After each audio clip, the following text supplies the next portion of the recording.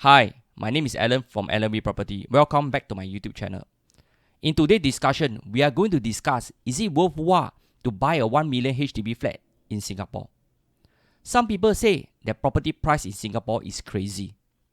Before we jump to such a conclusion, let us study why buyers buy such HDB flat, and does it really make sense? In today's video, I'm going to approach it in a different angle, and I hope I can cast some light on the real reasons. Let us dive straight into it. Upcoming new launch near West Coast Park. Will you buy at $1 million? Do you know there is an upcoming new launch near West Coast Park? There are 4 tower blocks of up to 36 story high. It faces the West Coast Park and next to a park connector that leads to West Coast Park. Moreover, it's next to West Coast Market. It is also near to NUS and NUS High School. And most importantly, it's also near to my favorite Sheng Siong. Would you be interested?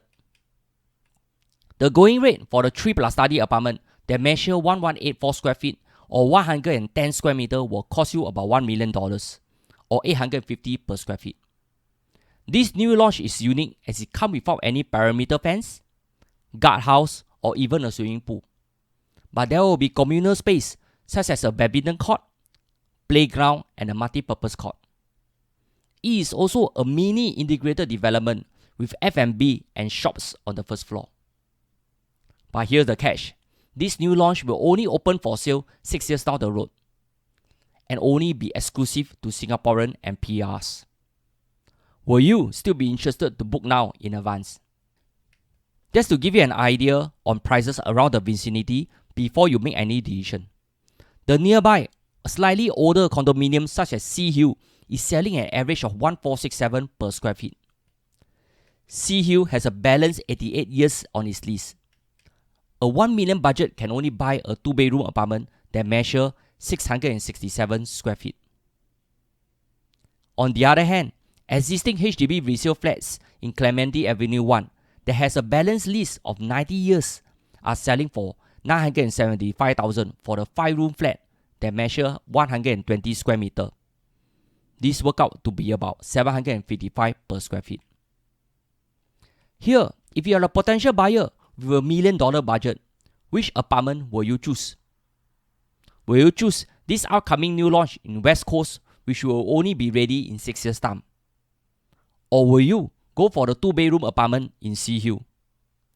Likewise, will you consider buying a 5-room HDB flat in Clementi Avenue 1? If you find this new launch in West Coast appealing, I may have to inform you that this upcoming new launch is a HDB BTO flat and not a condominium. The name of this BTO project is called West Coast Park View. These are replacement flats for HDB owners affected by SARS. Here, is it possible for 5-room flats in West Coast Park View to sell above $1 million in the resale market 6 years down the road? I think there is a high chance with $1 million West Coast Sea View. Here, the purpose of this comparison is to give you an idea why buyers are attracted to HDB flats and are willing to pay high price for it. These buyers see the value of what HDB flats can offer instead of going for the private condominium nearby, which could be beyond their budget.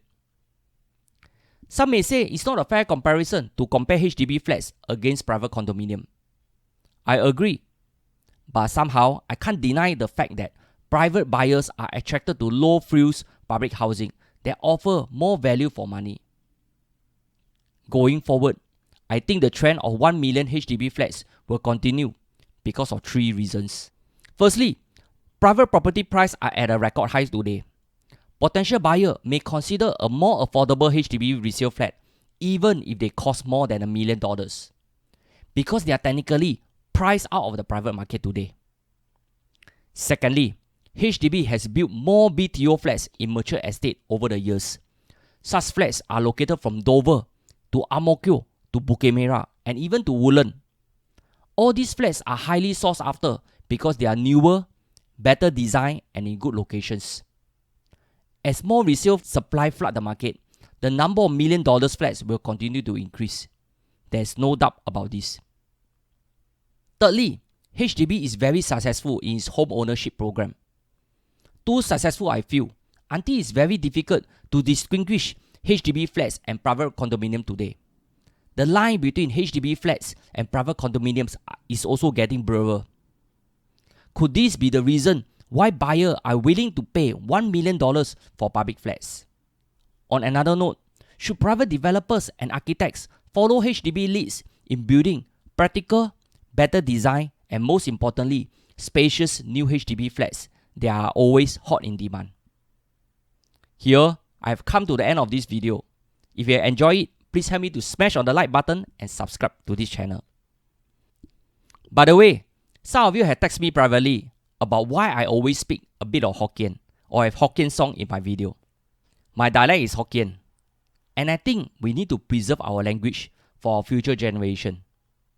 If I don't speak and lead by example, my children will never speak too, and we will lose our roots forever. Apologize to those that cannot understand. I see your kind understanding. By the way, I also know how to speak Melayu. Nama saya Alan Wee. Saya cakap sikit-sikit Melayu. Saya bahasa Melayu bukan bagus. Di sini, jumpa lagi.